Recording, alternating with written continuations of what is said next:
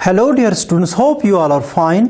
Students, जैसे कि आपको पता है कि लास्ट वीडियो लेक्चर में हमने प्रोड्यूसर इक्विलिब्रियम आपको समझाया था। ऐसे ही आज आपके सामने हम एक और इम्पोर्टेंट टॉपिक पढ़ाने जा रहे हैं, that is break even point. What's break even point? Break even point क्या होता है आज हम ये जानेंगे। तो स्टूडेंट्स, आपको पता होना चाहिए कि जैसे कि हमने प्रीवियस लेक्चर्स में ये बोला कि जब शॉर्ट रन होता है, शॉर्ट रन में एक फर्म या एक प्रोड्यूसर जो है वो ज्यादा प्रॉफिट्स कमा सकता है, या वहां पर लॉसेस हो सकते हैं, या वहां पर एक और कंडीशन हो सकती है कि वहां पर नॉर्मल प्रॉफिट्स कमाया जा सकता है। लेकिन मैंने ये भी आपको समझाया था कि in long run all the firms and all the producers are earning just normal profits. वो नॉर्मल प्रॉफिट्स को ही कमाते हैं इन लॉन्ग रन, लेकिन शॉर्ट रन में क्या करते हैं, वहां पर उनको एक्स्ट्रा जो है नॉर्मल प्रॉफिट्स मिलते हैं। लेकिन जो हम यहां पर बात करें that is very much related with that very topic. तो यहां पर हम बात करें ब्रेक इवन पॉइंट किसको कहते हैं। तो it's very often called the no profit and no loss ये जो सिचुएशन। तो यहां पर हम जब बात करते हैं in microeconomics, break even is said to be occur, यानी कि एक ऐसी सिचुएशन होती है, ब्रेक इवन पॉइंट एक ऐसी सिचुएशन होती है जब टोटल रेवेन्यू किसके बराबर होता है, टोटल कॉस्ट के बराबर होता है। इन अदर वर्ड्स आप कह सकते हो कि एवरेज रेवेन्यू, या आप कह सकते हो कि प्राइस जो है किसके बराबर होता है, एवरेज कॉस्ट के बराबर। और in other words simply you can say price is equal to the average cost. तो आप ये समझ सकते हो कि ब्रेक इवन पॉइंट एक ऐसा पॉइंट होता है व्हेन अ फर्म और when a producer is just covering its all the costs. जब वो सारे कॉस्ट्स को वो कवर कर लेता है तो इस पॉइंट को हम बोलते हैं ब्रेक इवन पॉइंट। तो मैंने आपको ऑलरेडी बोला डियर, इस ब्रेक इवन पॉइंट को हम क्या बोलते हैं, no profit no loss situation. That means ये एक ऐसी सिचुएशन होती है जहां पर नो प्रॉफिट नो लॉसेस होते हैं। लेकिन मैंने उस टाइम भी आपको समझाया था कि अब जो है प्रोड्यूसर्स को फिर क्यों कैसे जो है नॉर्मल प्रॉफिट्स यहां पर मिलते हैं। नो डाउट यहां पर हमने लिखा कि नो प्रॉफिट नो लॉस, लेकिन तब भी जो है एक फर्म कंटिन्यू रहती है, वो अपना प्रोडक्शन प्रोसेस कंटिन्यू रखती है। क्यों रखती है? क्योंकि आपको पता होना चाहिए, इससे पहले भी जब हमने बोला कि टोटल रेवेन्यू जब किसके बराबर होता है, टोटल कॉस्ट के बराबर होता है, तो वहां पर कौन सी सिचुएशन होती है, a firm is earning the normal profits.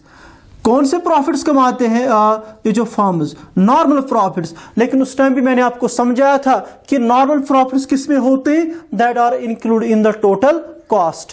Total cost में कैसे इंक्लूड होते हैं, उस टाइम भी मैंने आपको बोला था total cost includes the three types of costs. One is the explicit cost, second is implicit cost and third one is normal profits. Normal profits क्या होते हैं? These are simply minimum returns to retain in the business, यानी कि ये simple returns होते हैं एक businessman के, जो वो अपना इन्वेस्टमेंट करता है अपनी बिजनेस में। तो दैट मीन्स टोटल कॉस्ट में ही छुपा होता है नॉर्मल प्रॉफिट्स। तो अकॉर्डिंगली याद रखिएगा डियर, हमने क्या जाना, ब्रेक इवन पॉइंट एक ऐसा पॉइंट होता है, एक ऐसी सिचुएशन होती है मार्केट में जब फर्म्स को क्या, when they just cover their all it's costs, वो अपने कॉस्ट्स को क्या करते हैं, कवर कर लेते हैं।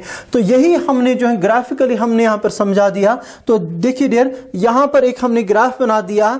तो यहां पर हमने जैसे कि हमें ऑलरेडी पता है, this will be the situation of the this perfect competition. Perfect competition में क्या होता है, price is equal to the average revenue, ये हमेशा होता है, और मार्जिनल रेवेन्यू के बराबर भी होता है। तो average revenue is equal to the average this marginal revenue. तो अकॉर्डिंगली कौन सी सिचुएशन होती है, ब्रेक इवन पॉइंट या सिचुएशन, जब हमारा जो याद रखिएगा price is equal to the average cost. जैसे कि यहां पर भी हमने लिखा कि price is equal to the average cost. Dear students, आपको सिर्फ याद रखना है when price is equal to the average cost, तो इस सिचुएशन को हम नाम देते हैं ब्रेक इवन पॉइंट। तो ब्रेक इवन पॉइंट हमें यहां पर ये देखने को मिलता है, यहां पर मार्जिनल रेवेन्यू है, एवरेज रेवेन्यू है, यानी कि ये प्राइस है।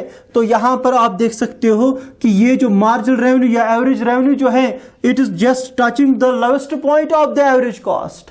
तो यहां पे लिख भी सकते हैं हम, average revenue curve touches touches the lowest point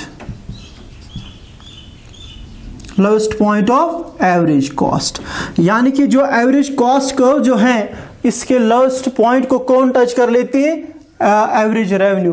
तो हम यहां पर जान सकते हैं कि this firm is just covering its all the costs, या अपने सारे कॉस्ट को क्या करती है? कवर कर लेती हैं। डियर स्टूडेंट्स, ये जो डायग्राम को जब हम देखते हैं, हमने जब टोटल रेवेन्यू की बात की थी या टोटल कॉस्ट की बात की थी, हमने जब बोला था टोटल, आप मान लीजिए वहां पर कांस्टेंट जो है, टोटल कॉन्स्टेंटली जो है टोटल रेवेन्यू जो है वो इंक्रीज हो रहा है at the constant rate. Accordingly अगर एक और सिचुएशन हम यहां पर रख देंगे, ये है टोटल कॉस्ट सिचुएशन। तो दैट मीन्स जो ये सिचुएशन है when total revenue is equal to the total cost, ये भी कौन सी सिचुएशन होती है? Break even point. क्योंकि यहां पर आप देख सकते हो total revenue is equal to the total cost, और यहां पर भी यही पॉइंट बनता है break even point.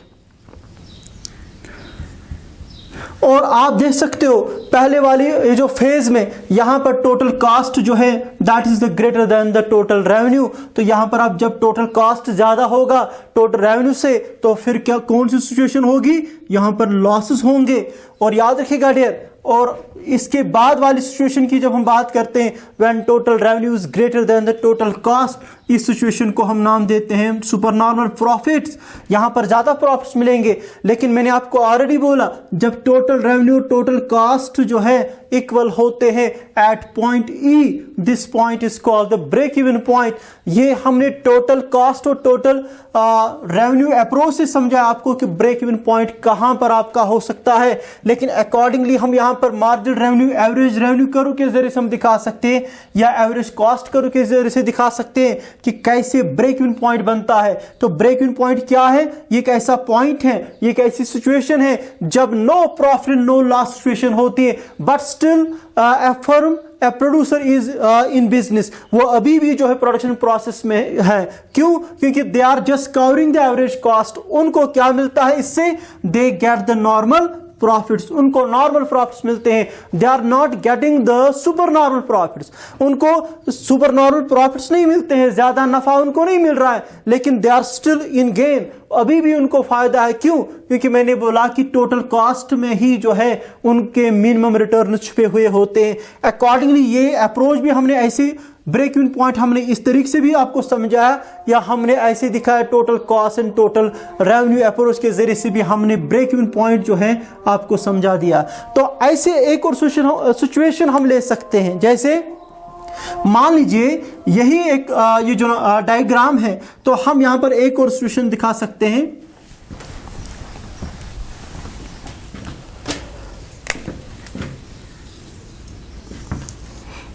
For example, this is price. One second here.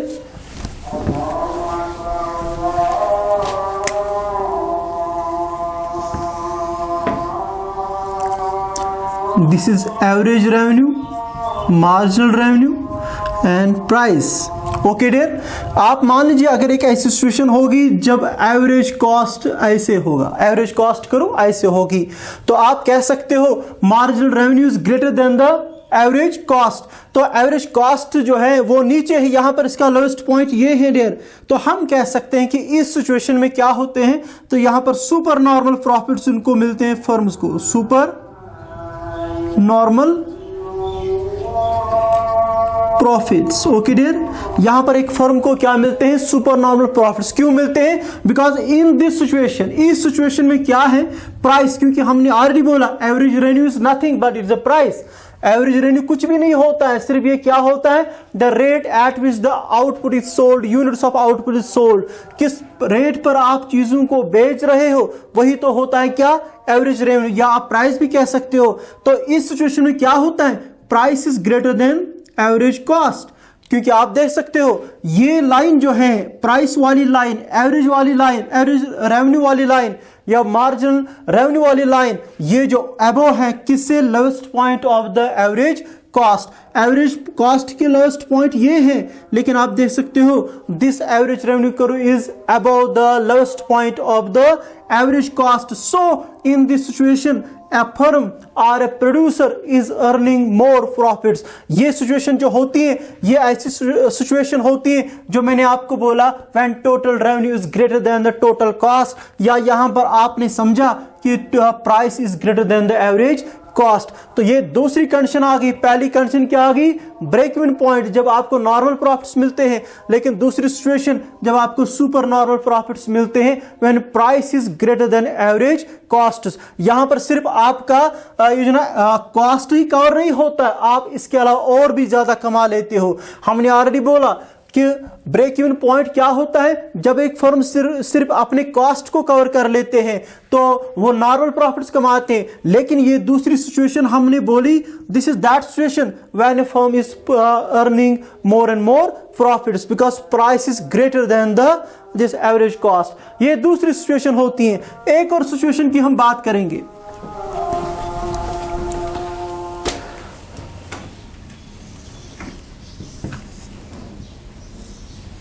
This is price, or simply you can say it is average revenue or it is marginal revenue. Okay dear, तो यहां पर units हैं, units of output. Okay dear, तो यहां पर हम देखेंगे कि एवरेज, जब भी एवरेज कॉस्ट, याद रखिएगा एवरेज कॉस्ट करूं जो है यहां पर ऊपर होगी। अगर इस सिचुएशन की हम बात करेंगे डियर, यहां पर एक फर्म को क्या होते हैं? लॉसेस होते हैं। क्यों? क्योंकि a firm is not covering its all cost. वो अपने एवरेज कॉस्ट को भी क्या नहीं करती है, ये जो कवर नहीं कर लेती हैं, उनको भी जो है वो हासिल नहीं कर पा लेती हैं। तो इस सिचुएशन को हम बोलते हैं losses. Okay dear, that means इस सिचुएशन में क्या है? हमने ऑलरेडी बोला ये लाइन क्या दिखाती है हमें? एवरेज रेवेन्यू, मार्जिनल रेवेन्यू, और simply you can say price line. तो लेकिन प्राइस लाइन नीचे है, एवरेज कॉस्ट क्या है? ऊपर है। आप कह सकते हो ये लोएस्ट पॉइंट है किसका? एवरेज कॉस्ट करू का। तो यहां पर भी हम इसको अचीव नहीं कर, दैट मीन्स एक फर्म जो है मिनिमम एवरेज ये जो कॉस्ट जो है उसको भी कवर नहीं कर पा रही है। दैट्स व्हाई हम कह सकते हैं कि price is below then the average cost. तो जब प्राइस ये जो है किससे कम होगा?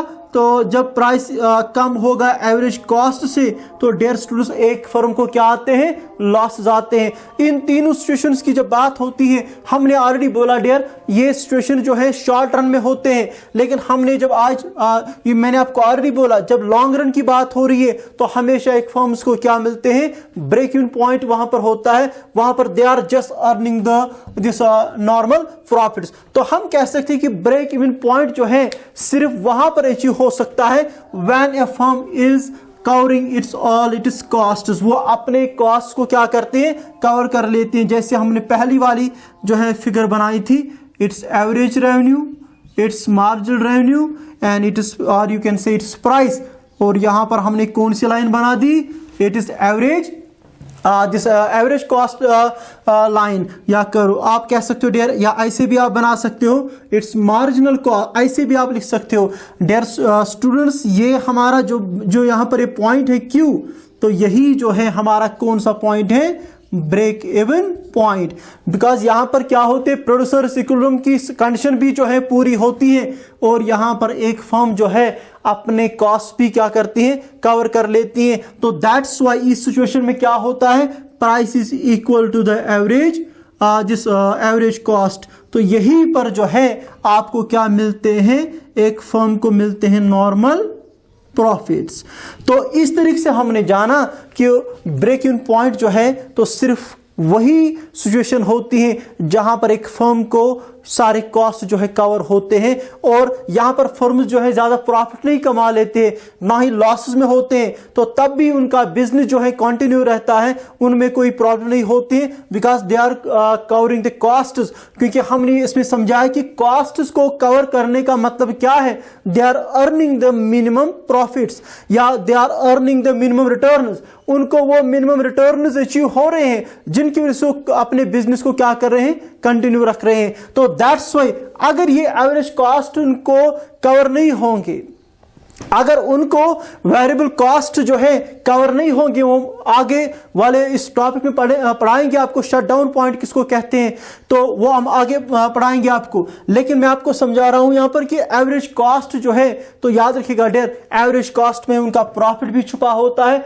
और तब भी एक फर्म जो है अपना प्रोडक्शन प्रोसेस जो है कंटिन्यू रखता है, because even at the point of equilibrium, at the point of no profit no loss situation, they are still in a gain and they are still earning the normal profits, and this is the situation of the long run। तो ये long run situation होती है। तो dear students, आज हमने क्या जाना, break even point, और मैंने आपको बोला कि ब्रेक इवन पॉइंट जो है अक्सर एग्जाम में पूछा जाता है। ये जो टॉपिक ऐसे मतलब पूछा जाता है अक्सर कॉम्पिटिटिव एग्जाम्स में भी, ये किस सिचुएशन में होता है आपको याद रखना है। एवरेज कॉस्ट जब प्राइस के बराबर होता है तभी जो याद रखिएगा डियर कि वहां पर ब्रेक इवन पॉइंट होता है। इसके बाद एक और सिचुएशन होती है, हम आगे पढ़ाएंगे, क्योंकि आपको पता होना चाहिए average cost is the summation of two types of costs, one is called the average fixed cost and average variable cost। वो हम आगे पढ़ाएंगे आपको, क्योंकि एवरेज फिक्स्ड कॉस्ट जो है अगर वो कवर भी नहीं होंगे तब भी एक बिजनेस कंटिन्यू रहती है, वो शटडाउन पॉइंट होता है। तो यहां से हमने देख लिया कि ब्रेक इवन पॉइंट जो है। तो डियर स्टूडेंट्स, होप आपने सारा अच्छे से जो है कवर कर लिया और आपको ये अच्छे से समझ आया होगा। तो अगर कोई भी इसमें प्रॉब्लम होगी तो आप हमें मैसेज कर सकते हो, आप हमें बोल सकते हो। तो नेक्स्ट टॉपिक हम लाएंगे किसके ऊपर, शटडाउन पॉइंट कौन सा पॉइंट होता है, कैसे फर्म जो है शटडाउन पॉइंट्स पर भी जो है अपना प्रोडक्शन प्रोसेस जो है कंटिन्यू रखते हैं। तो होप आपने अच्छे से समझा होगा। Thank you dear.